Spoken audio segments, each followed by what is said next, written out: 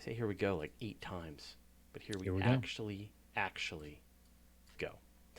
Hello and welcome to the Weekly Space Hangout for Wednesday, November 7th, 2018. I'm Fraser Kane, publisher of Universe Today. This week, we're going to be talking about what the election means for space.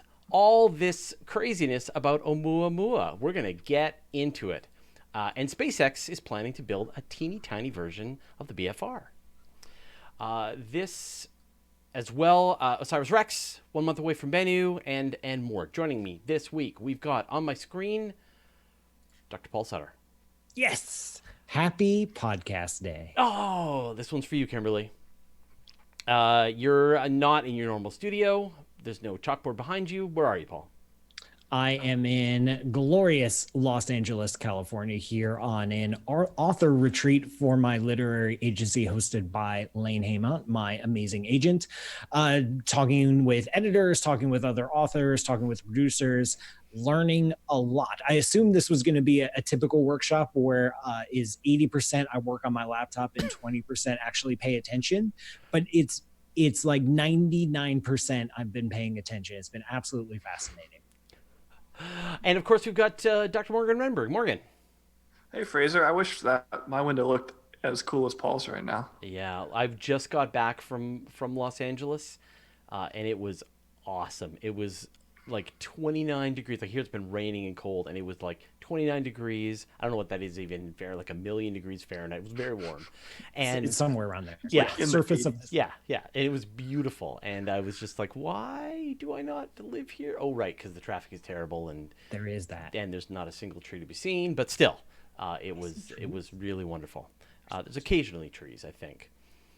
Now, before we get into the actual news part, I have to remind everybody who is watching us and everybody who is listening to us that next week we're going to be picking and giving away 3 copies of Paul's book, Your Place in the Universe. And so if you want to be a part of this, all you have to do is send an email to giveaways at wshcrew.space with the subject Your Place, and include your name and email address in the body of the message, and they will contact you. Now, to be eligible, you have to send in your entry no later than 11:59 p.m. Eastern Time on Tuesday, November 13th, 2018. They will take... Oh, it's 2 copies, not 3. 2. I see why, because it was 3 from the ultimate from our book, and they've only got 2. Better than I know. did. Every time. So they're going to pick 2 copies. Apologies. But it's open to viewers worldwide. So do it. And of course, before we get into the news, a big, huge thank you to the Weekly Space Hangout crew. These are our partners, our producers, our friends who organize the guests, who help us pick stories, who just are the great community that we hang out with every week, and we couldn't do this without you. So if you want to join this community, just go to wshcrew.space, especially now that Google Plus is shutting down the community where they got their start. So you should go to the website and make sure you at least connect up with them so that you can find out what's going on. All right. Let's move on. You know what? We're going to save the juicy part for the end here. Morgan Renberg, what have you got? That's fair. Yeah.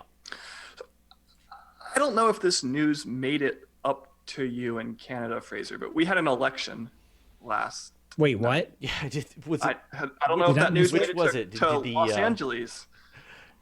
Which party got in? Was it the Yeah, Liberals or the doing a little of Whigs? that votey stuff yesterday. Yeah.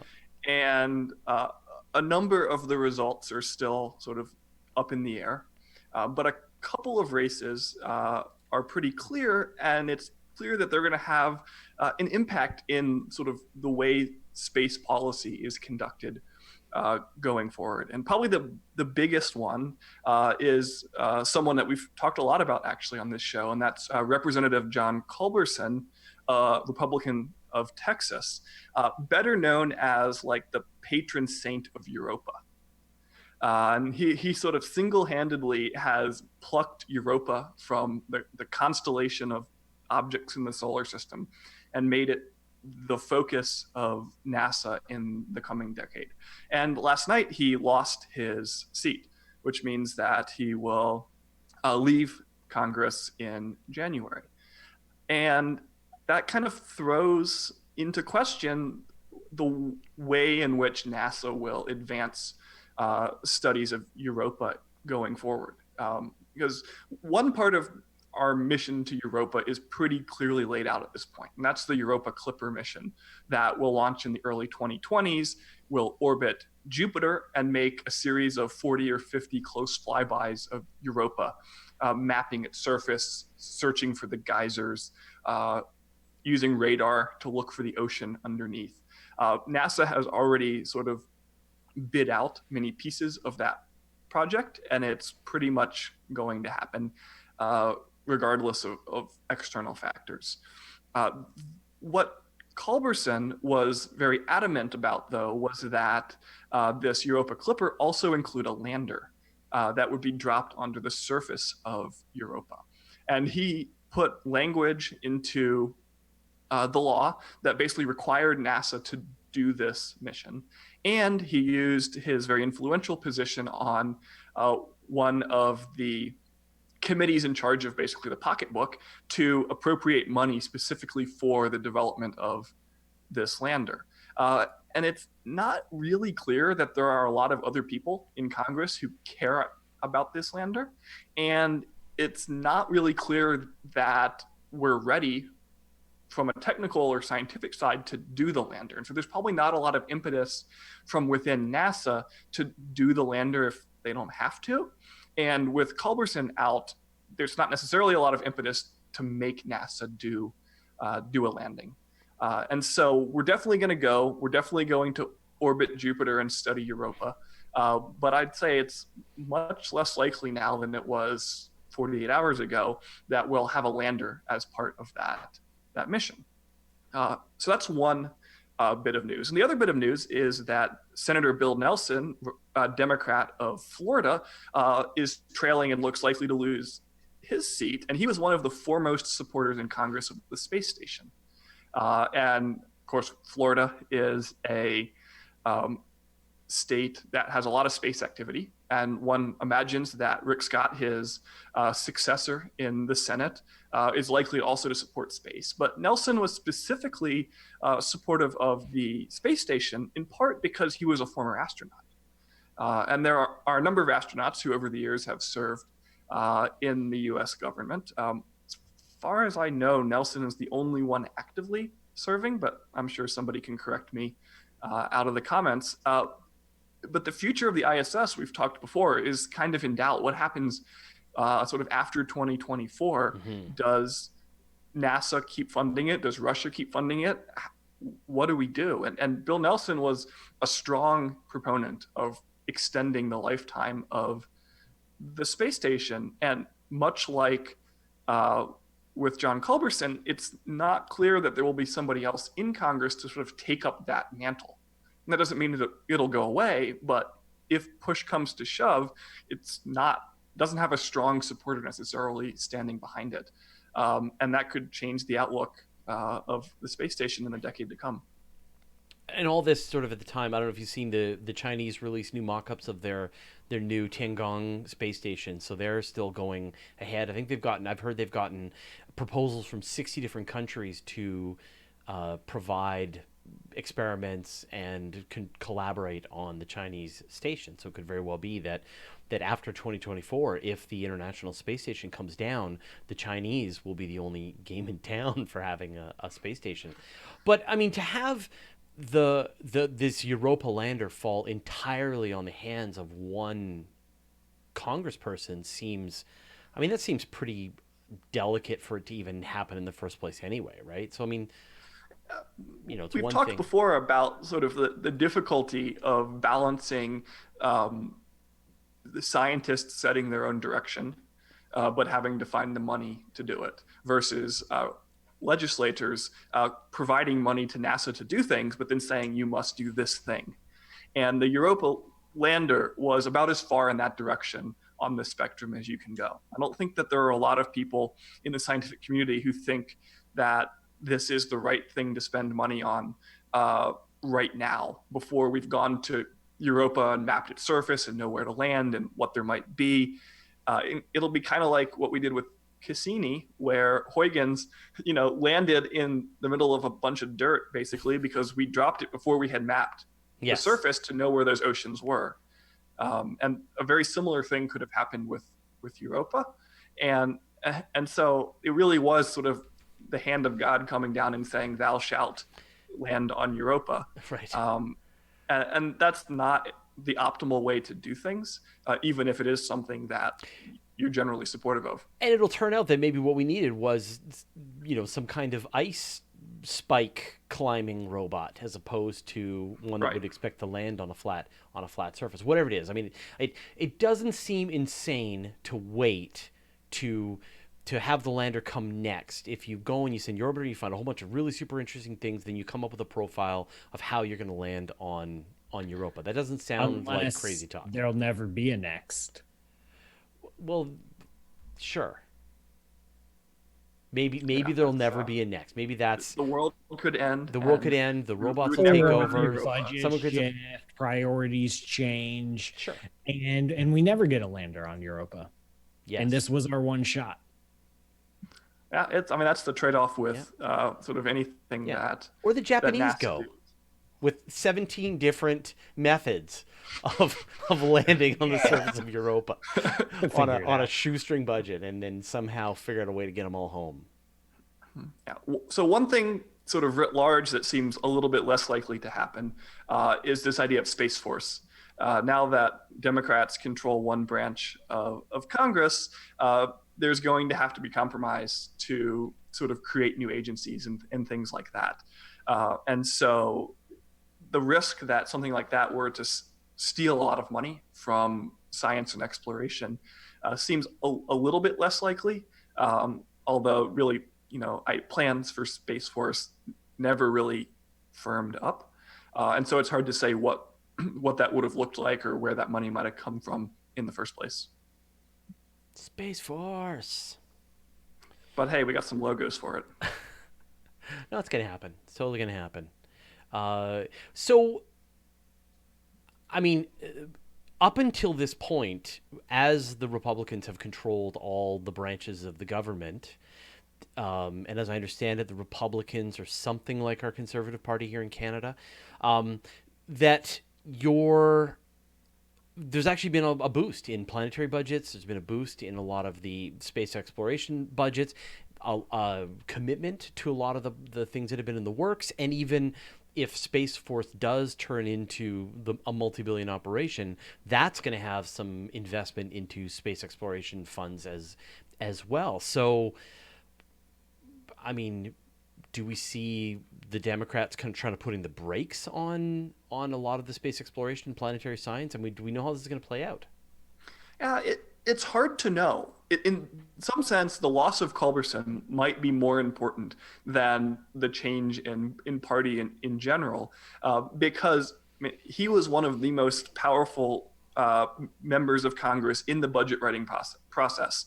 And he was, like many of the people watching our show, like a diehard space fan. And so he would find ways to kind of slide up the budget a little bit if nobody was looking. And that's what yields these iterative increases that have brought the NASA budget to over $20 billion for the first time in a long time. Whether that kind of continues will depend on whether there are people in the parties that are interested in continuing that.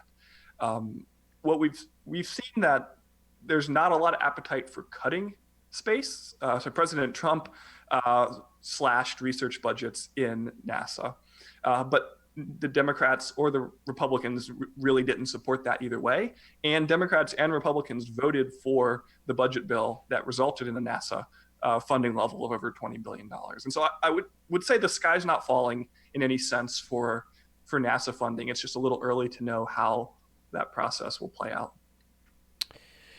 I guess we'll have to wait and see what happens. What a surprise. All right, so moving on. I'm going to chat briefly, and then we'll get into the meat, the deep debate that's going to happen amongst all of us. And this is literally just a couple of hours before the show. Our good friend Elon Musk announced that they're planning on building a mini version of the BFR. And of course, the BFR is the gigantic rocket that they're planning for sending colonists to Mars and taking over the moon. And with the BFR, in fact, the first version of the BFR was even larger, the Interplanetary Transport Ship, and then the BFR is the newer version. It's a little smaller, and so now Musk announced today that perhaps they're going to try making a version of the BFR that's smaller that will be able to fit on top of a Falcon 9 rocket. And so we don't have any information except just this one tweet. So I'll read out the tweet because we got this. Mod to SpaceX tech tree build. Falcon 9 second stage will be upgraded to be like a mini BFR ship. So the big question that's going to come into everyone's mind is, will this be like the BFR, which is going to have a propulsive top and bottom stage? So in this case, we've seen the answer is no if you read a little farther down. Right. Yeah. Spoiler alert. Come on, man! I haven't even seen the trailer. Yeah. So that is the question, right? And so that's the dream of the BFR, is that both the top and the bottom can propulsively land. Every part of it is reused. So by adapting this technology for the Falcon 9, will they be able to do it? And in the tweet, a bunch of people asked this exact question. Our good friend, actually, Everyday Astronaut, Tim Dodd, asks the question, and Musk responds to him, although won't give him an interview. Come on, Elon Musk, give Tim Dodd an interview. You'll both have a good time. Man, Tim is really relentless about getting an interview with Elon Musk. It's going to happen, I think, at some point. Anyway.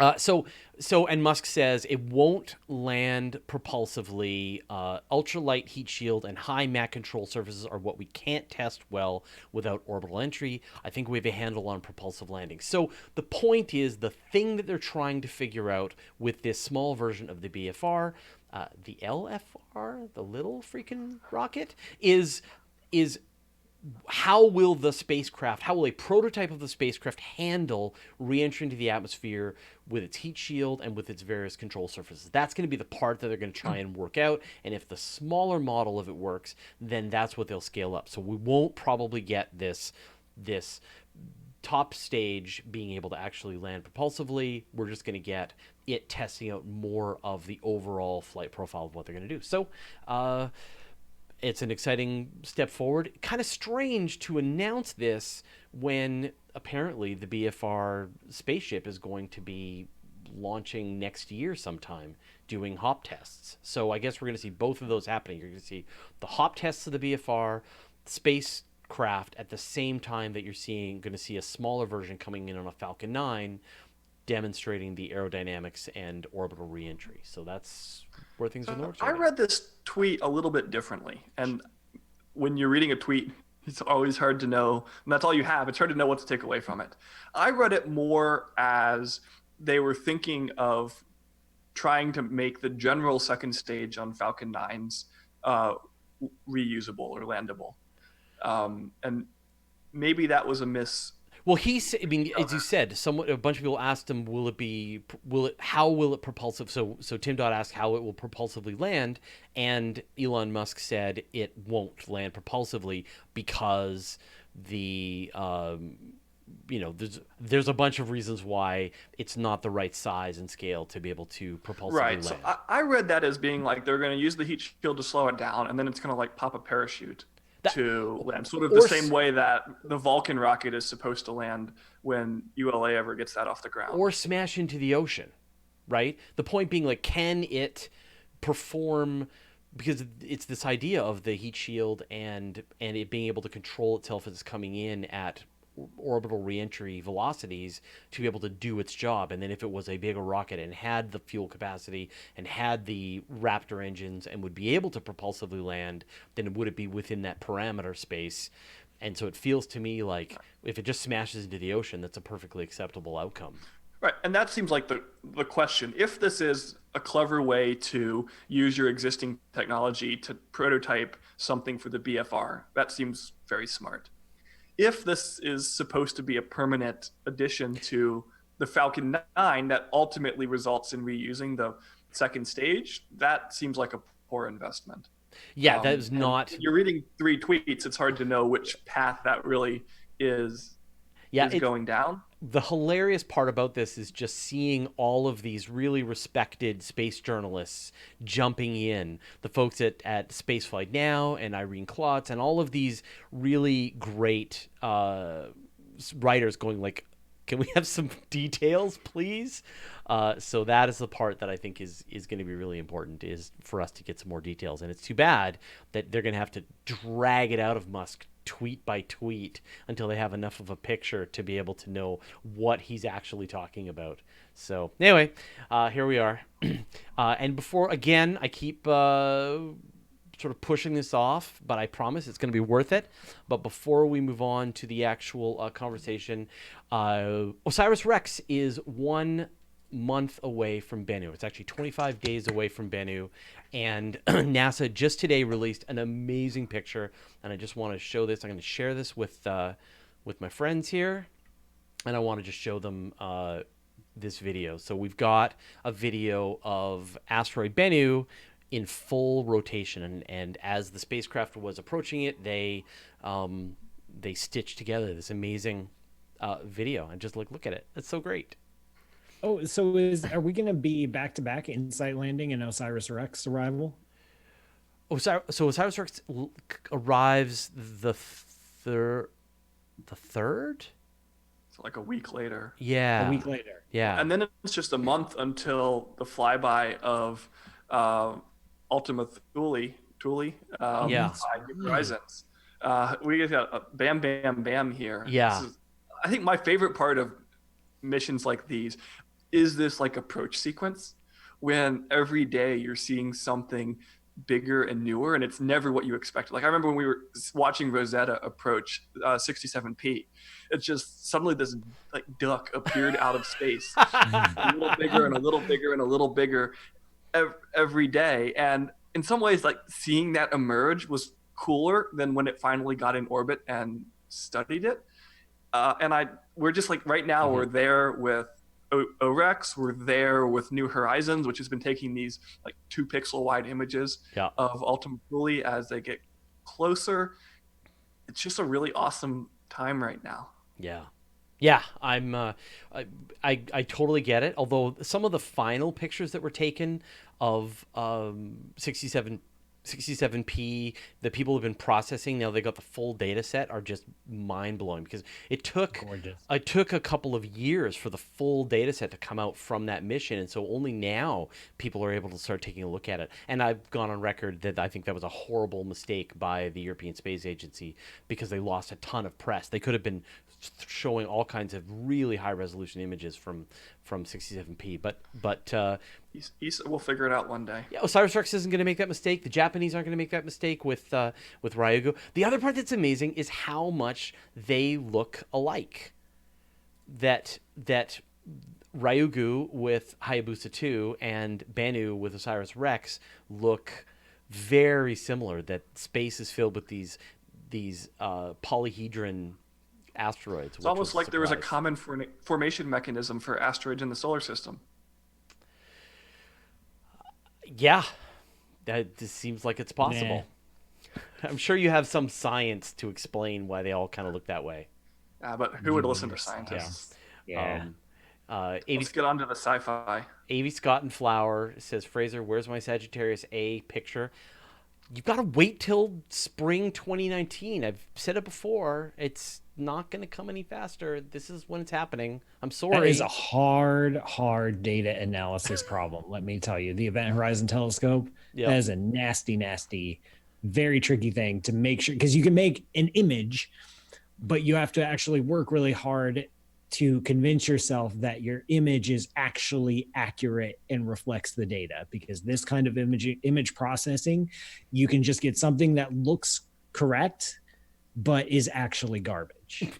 And if you want a preview of the image, just like open up a ketchup packet and smear it on a napkin and then hold that about 6 feet away, and that red blob will look like a visual approximation of the picture we're going to get of it's going to be a blob. Star. Yeah, so we're spoiled by Interstellar. Yeah, we think we're going to get this amazing, or it's going to be a blobby mess, either way, but it'll be a very informative A blog. very informative blog that will answer a whole bunch of questions about various theories about the universe. So that blob needs to get made right.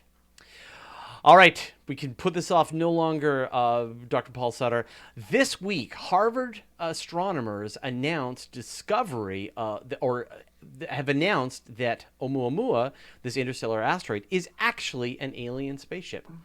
Paul. They sure did. Everything you said is correct. That was easy. I'm glad. All right. So obviously, we've been reporting on Oumuamua for literally since it was discovered almost exactly a year ago, and and trying to figure out the origin and the source of it. News has been trickling out today or this week. Things got a little weird. Things got really weird with a new hypothesis by these Harvard astronomers that to explain some of the weird things about Oumuamua, and let me right off the bat say Oumuamua is super weird. It has a weird shape. It's coming from a weird direction. It has this weird tumbling motion. It looks like it has a weird color. And it's been doing something funny on its way out from the solar system. It appears, I'm going to emphasize that word appears, that it may have sped up on its way out. And that by itself isn't unusual. Comets will do this. They'll start squirting out gas and it acts like it's a little weak rocket and can accelerate it. But we didn't see any squirts of gas coming out of it.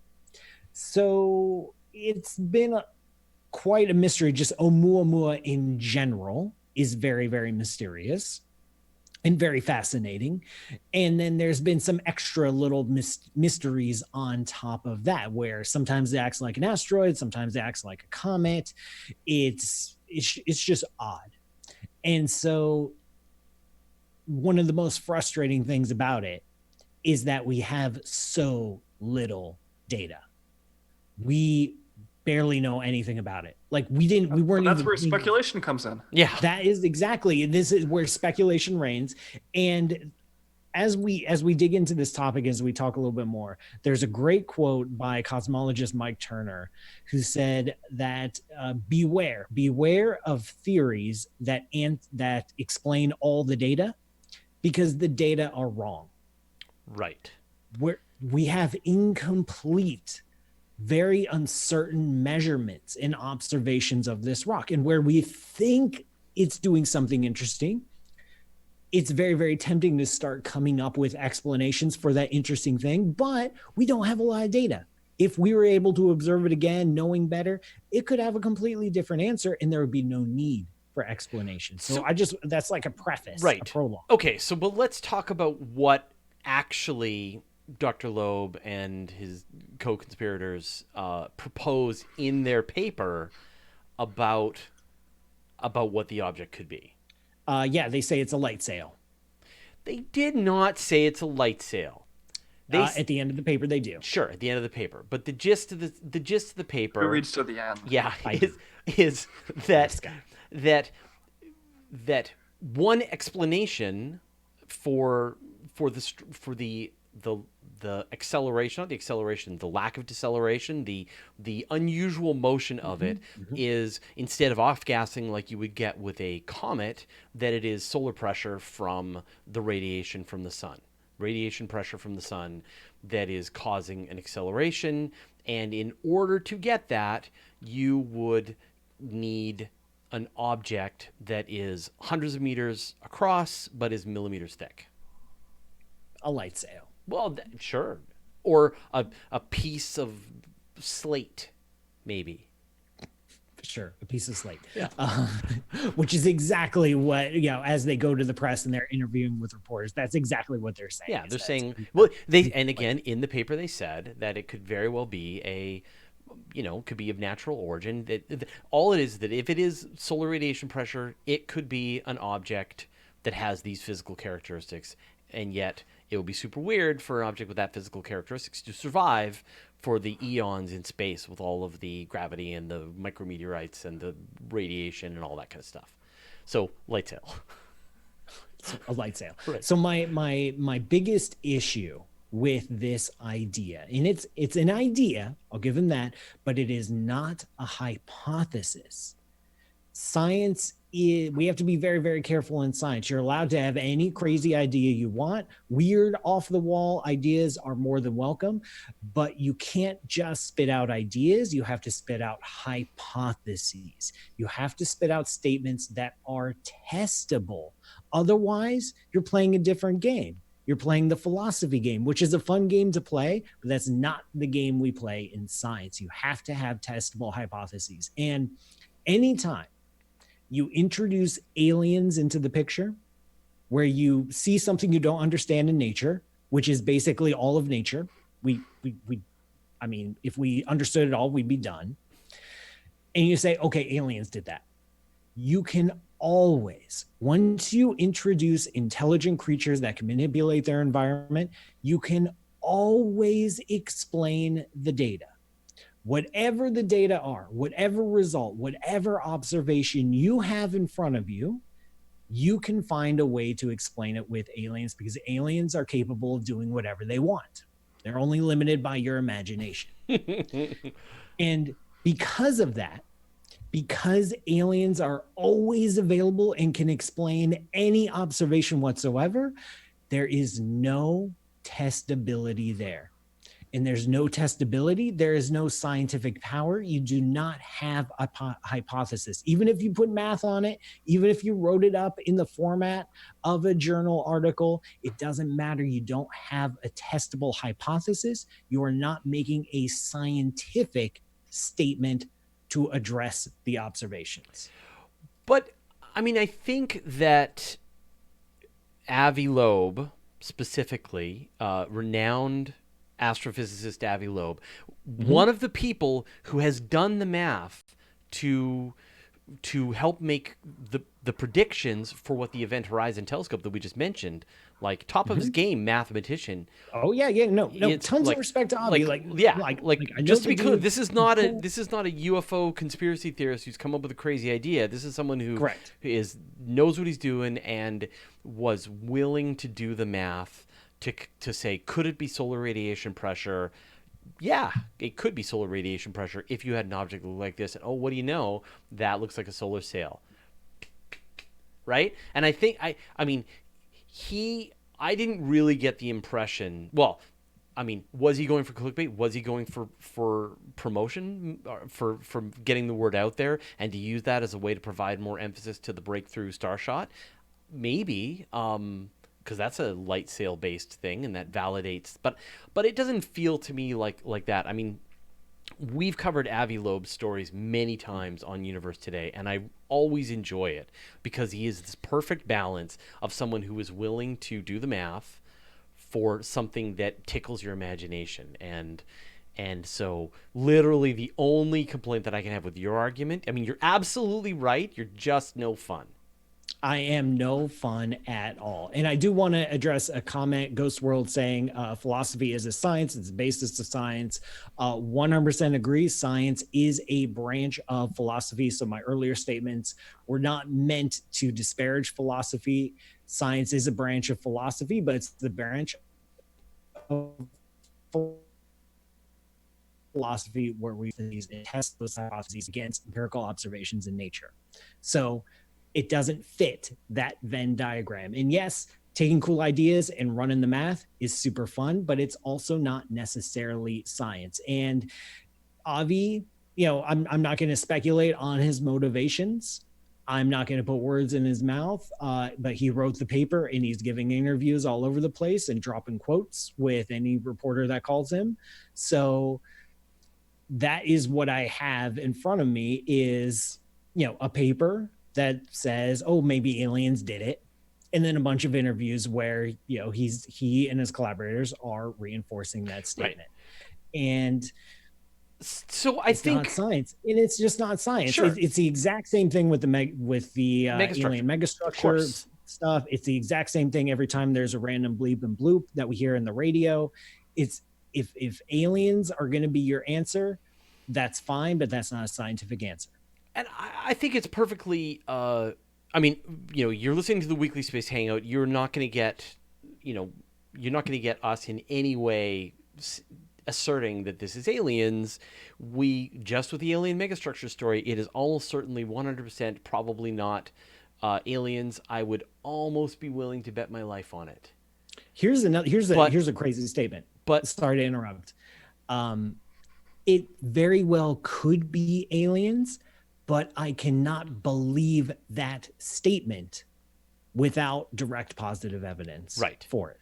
And so the question then is, and I think this is the heart of what I think we really need to get at. And Morgan, I'd love to hear what you think about this. And I wish Kimberly was here because she'd tear into it as well, which is what...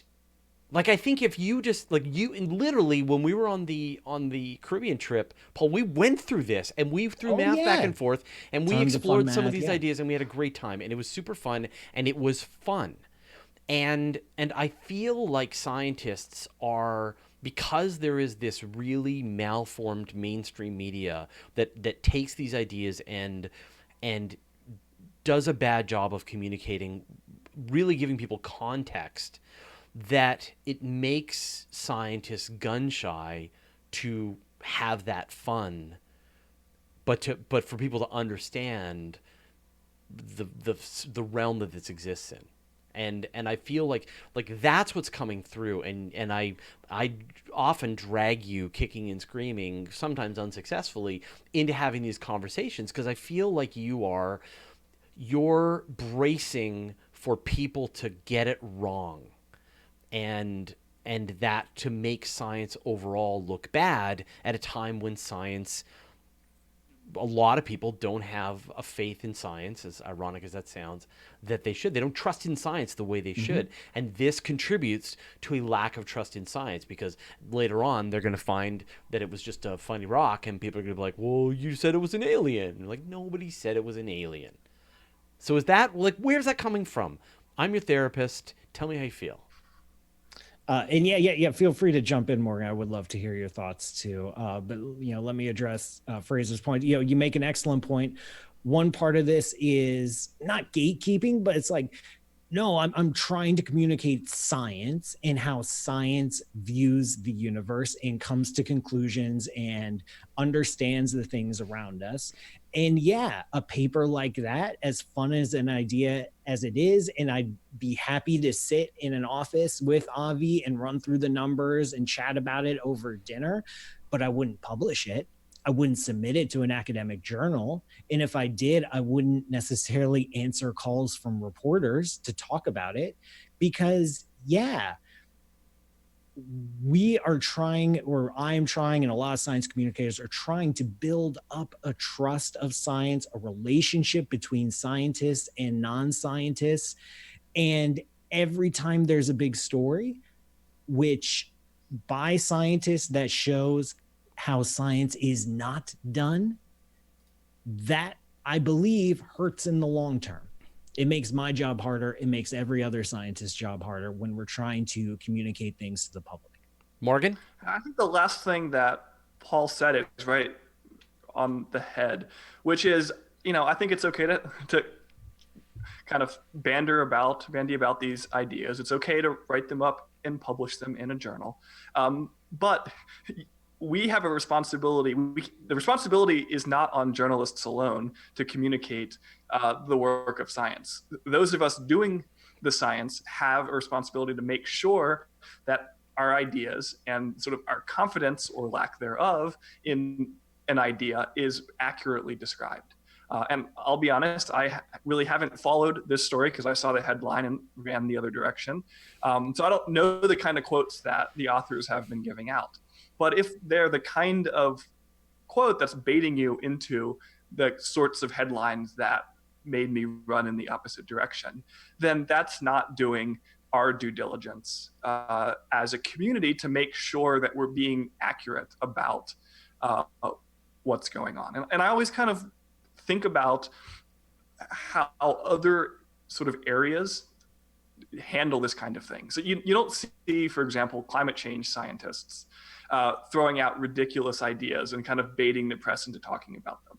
because people will take them seriously, and we know what the ramifications of that are. And they're just, that's not something that they do.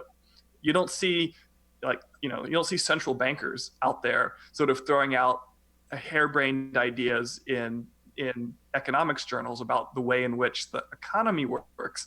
When they go to a member of the press and say something, you can hear it in their statement. They're thinking through every single word they say to make sure that the meaning that they have the most confidence in is the meaning that is being interpreted by the wider world.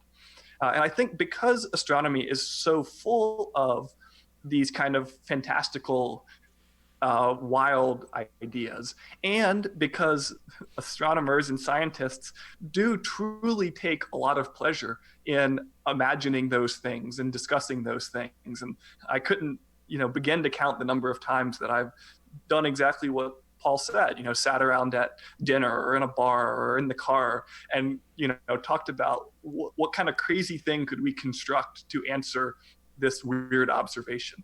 That's like the bread and butter of what makes science enjoyable. But, never in a million years would I have sort of got up in a public forum and said, this is what it might be.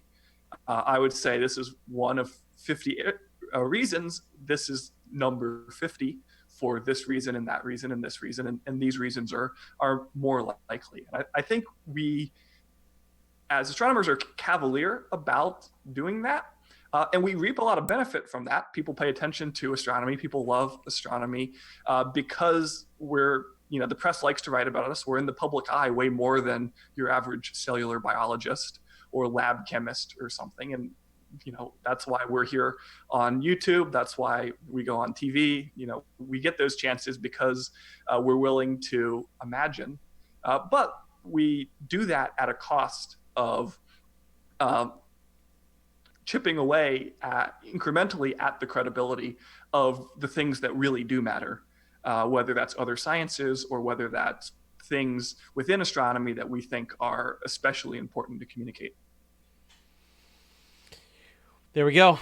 So what should we do? Well said. Should we, I'm always going to report it. I'm going to do, so you can't talk me out of it. But I'm going to do, I'm going to be one of the good guys in that I'm going to do the best possible. And in fact, we were out of the gate pretty early and a lot of people were referencing our article. So my hope is I was doing everyone a service by getting out there first. There was a great comment on Twitter in a thread to one of my postings about this. Would you report on a possible hypothesis that aliens built the pyramids? If it was by Abby Loeb, if it was by you, yes. This tweet was by an archaeologist saying this is how harmful. Every time there's a news story or some report gets out that maybe aliens built this ancient monument, it shuts down all the actual scientific discussion of how these monuments were built and the amazing cultures that devise them and the fantastic engineering and how we know it and all that. It shuts it all down. Right. And it just goes straight to because aliens would totally explain it. Like aliens are a perfectly acceptable explanation. Can explain it. Can build pyramids. So I definitely get that. All right. Let's move on to the shameless self-promotion phase. Now, the show isn't over, though, because we're going to be doing the interview this week. So I'm going to say goodbye to Paul and Morgan, but then we're going to go on to the interview. So there's still more show to happen. Since you're on my screen, Paul, tell me something that you're working on that you're really excited about and that people should know about. Well, in less than 2 weeks, my book comes out, Your Place in the Universe, Understanding Our Big Messy Existence, which is A, 100% full of facts, and B, also a lot of fun. It turns out that actual science can be entertaining. Who knew? And you can pre-order the book, pmsutter.com/book has all the links to Amazon, Barnes & Noble, Books A Million, IndieBound, all the links where you can pre-order the book. Also, I think people should totally check out this new article on Universe Today by our reporter that? Paul Sutter. With this ridiculous sensationalistic headline. Yeah, this star killed its companion and is now escaping the Milky Way. So, Yep. I wrote that. Yep.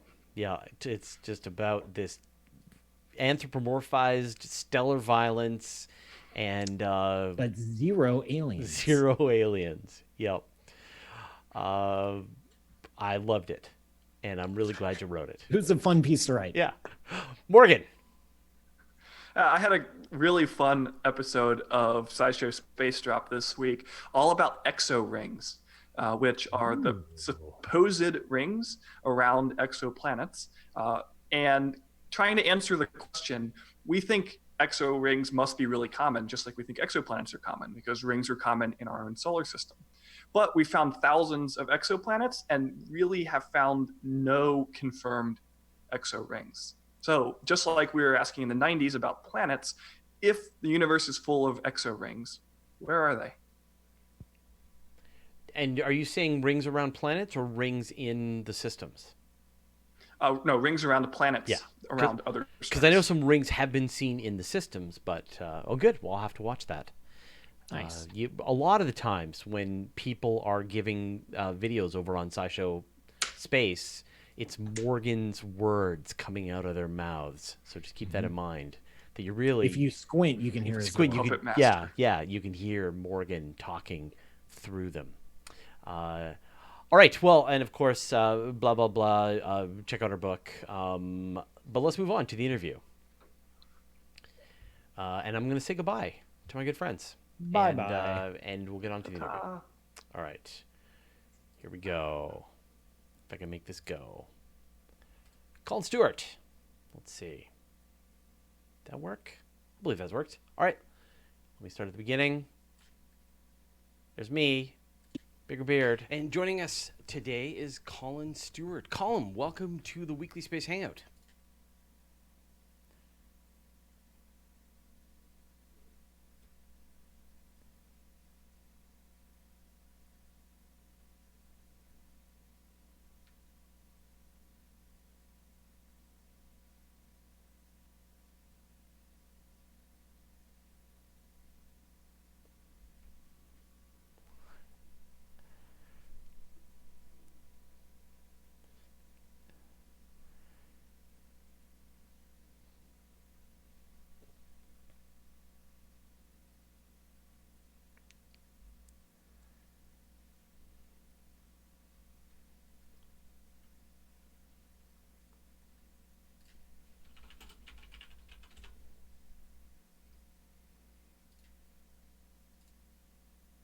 Sorry about that. Let's give this another try.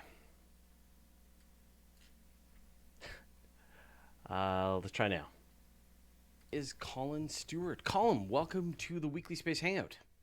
Hi. Colin, I always guess this. Who are you? What do you do? So I'm an astronomy author. So most of my time is spent at home writing books. But I also get out and about and speak about those books to schools and the public and also businesses as well. And I know you're a member of the Royal Astronomical Society, but what I love is you've written one of my favorite topics, which I cover again and again and again, which is this just out, How to Live in Space. And it's brand new. They even sent me the uncorrected copy, so thank you for the honor. No worries. So why don't you tell people what your book's about? Sure. Well, I feel we're kind of on we're about to see a big change in the space industry, the move from sort of publicly funded to privately funded. And so I wanted to write a book about what the everyday persons should expect if in a few decades' time they can routinely pay to go to space. So just some of the normal things that you have to contend with, from eating to sleeping to breathing to that classic of going to the toilet in space. Basically, kind of a handbook for the future of space tourism. Now, space, going to space itself, I mean, that has largely been human beings going to the International Space Station and orbiting around the Earth again and again and again. How much of those lessons are going to be useful for the people who are going to be going to space in that next generation? gets us part of the way. So, for example, if we are going to Mars, then it looks like a mission might take 6 to 7 months, which is exactly the same time that people typically spend on the space station. So, we're starting to get a handle on things like the effect of weightlessness on muscles and bones over time. We're starting to learn how to grow food in space for the first time. So it's not perfect. There are some real challenges of venturing away from low Earth orbit that we've yet to crack. But we're certainly making good inroads into the beginning of getting those things sorted. But this first wave of space tourism is going to be these suborbital flights. People are only going to go up, experience some weightlessness. It's going to be a roller coaster ride. How much do we need to be able to prepare for that, as opposed to, for example, what things like Scott Kelly experienced for a year in space? You're not going to have anywhere near the training. So, an astronaut today would train for years and years for a 6-month mission. I think for most of the suborbital flights, you're looking at a weekend. So you go to your spaceport, you'd have a couple of days worth of initiation and training, and then you're good to go. So in terms of training, and the kind of medical tests wouldn't be so extensive, but you still need to be prepared for weightlessness and the kind of disorientating effect that can have on you, even for a short period of time. I had talked to the folks at Blue Origin about the new Shepard flight, and that's going to be one of the first ones that's coming out with the suborbital hops. And the joke that I just kept making again and again was just sort of like how nicely you'll be able to watch all the vomit from all the other crew members float around in your capsule. And they actually told me that actually won't be a problem because you just go up and come down once. That it's only those repeat flights that you actually have to start worrying about that. So even a lot of those concerns that astronauts go through probably won't be that bad for those first suborbital flights.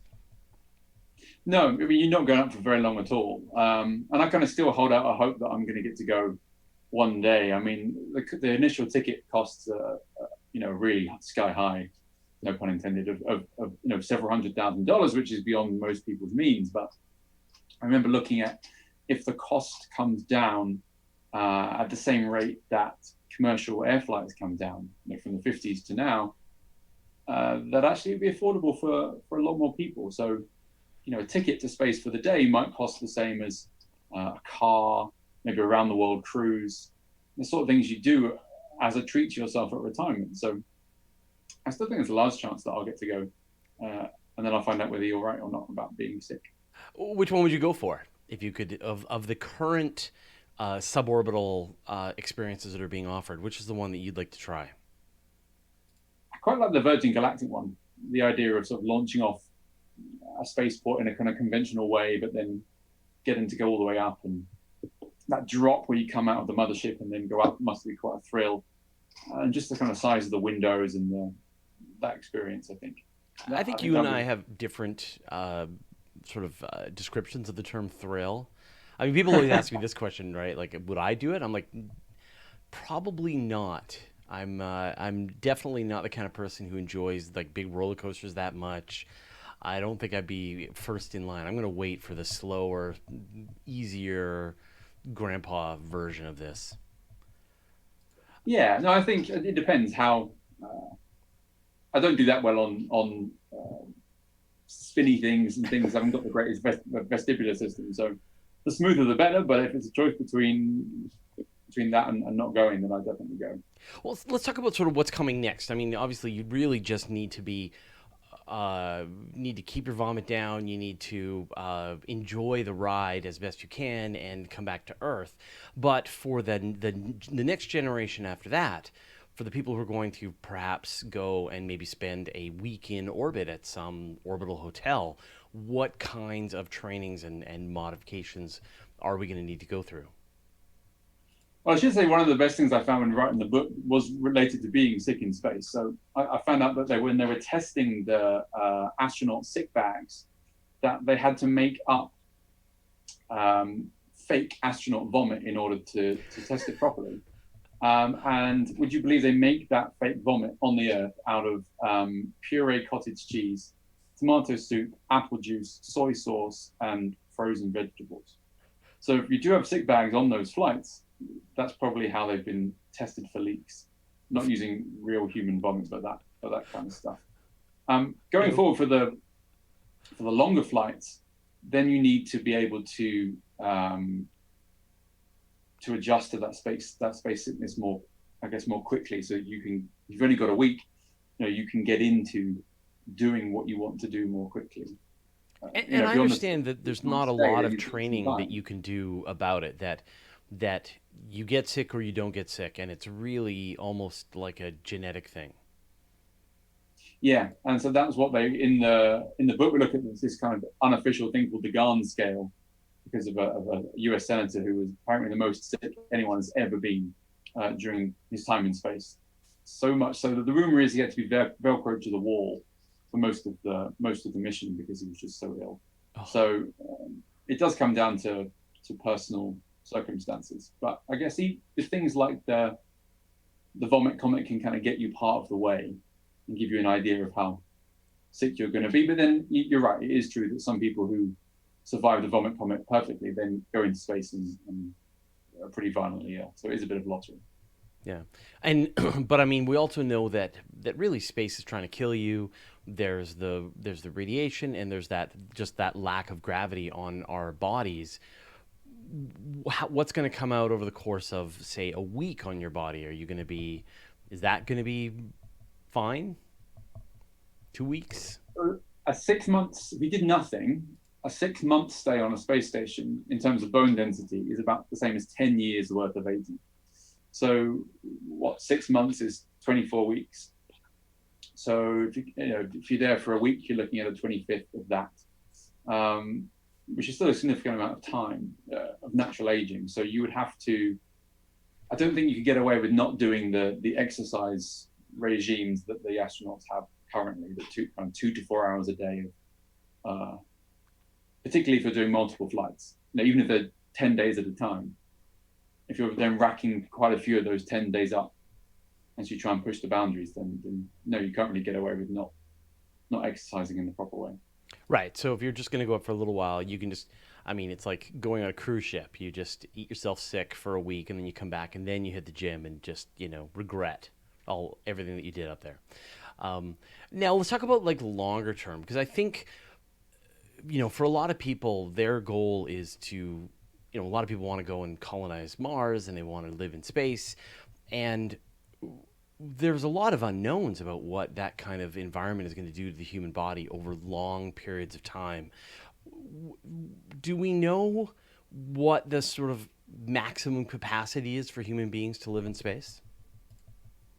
Or in terms of radiation? Well, there's all of those things, right? We definitely know the radiation is trying to kill you. We know that the microgravity is a problem. There are some things that you can deal with, as you said. Astronauts are exercising all day, but there are things with your vision. There's things with fluid redistribution, things that just never can be solved except with gravity. Do we know what the limits are? Do we think? Mars is already pushing the boundaries. So there was a study came out maybe 10 days ago, 2 weeks ago now, from the ExoMars mission looking at the radiation on the trip to Mars, and they said they found that just the journey there and back, no time on the Martian surface, would expose an astronaut to about 60% of their entire career's worth of radiation allowance. Right. Plus, being on the surface, you're looking at about a CT scan a week's worth of radiation. So that's really pushing the envelope already. And we just don't have a very good way of shielding astronauts at the moment from that radiation, because we don't have a lightweight way of doing it. You could do it with water, shield the inside of your spacecraft with water, but it's just too heavy, which means too expensive. So radiation really pushes that limit. The other limit that we really haven't pushed yet in any way is psychological. So, okay, you're on the space station for 6 months, but you have a view of the Earth out the window. You have an internet phone that you can phone anybody on Earth whenever you want without asking permission. And there's about a second delay on that conversation. Whereas at Mars, you're looking at a good 10 to 20 minute delay each way on any kind of conversation. Part way to Mars, you can't see the Earth, you can't see Mars, you're really marooned in the middle of space, and we just don't have a handle yet on what that's going to do to human psychology. And So when I think, I mean, with people, yeah, I mean, with people, I mean, astronauts are chosen. They are the best of the best. They have trained their lives. They couldn't have gotten as far as they did without fairly significant mental fortitude. But when you look at some billionaire who, or maybe the trust fund child of a billionaire who wants to spend $10 million and do a trip to space, and is going to be trapped in a very dangerous environment with other people, you can see that personality playing a larger and larger role. As you know, I mean, we always joke about calling it space madness, right? But that situation.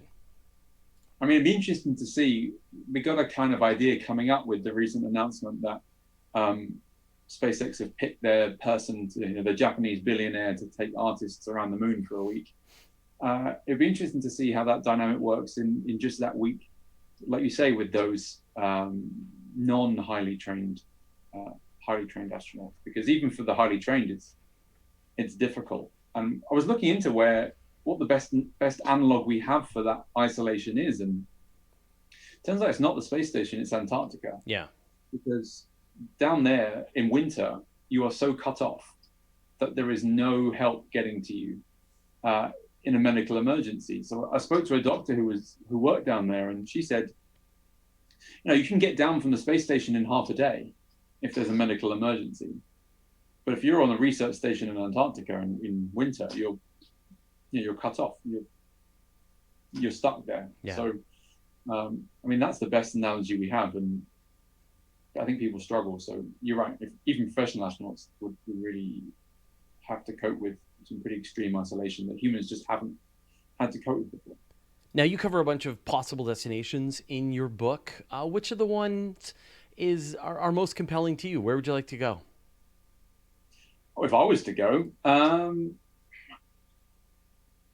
think the moon for me, because then you don't have to have that long journey, but you still then have that familiarity of home. So I think that one of the best things about going into space would be the ability to see the Earth and to put your experience on the surface of the Earth into context, and talk to a lot of the astronauts that have seen the Earth from above, or those 12 that were lucky enough to walk on the moon, and it really changes their perspective. So I think for me, being able to see the Earth rise from the surface of the moon would be the biggest draw.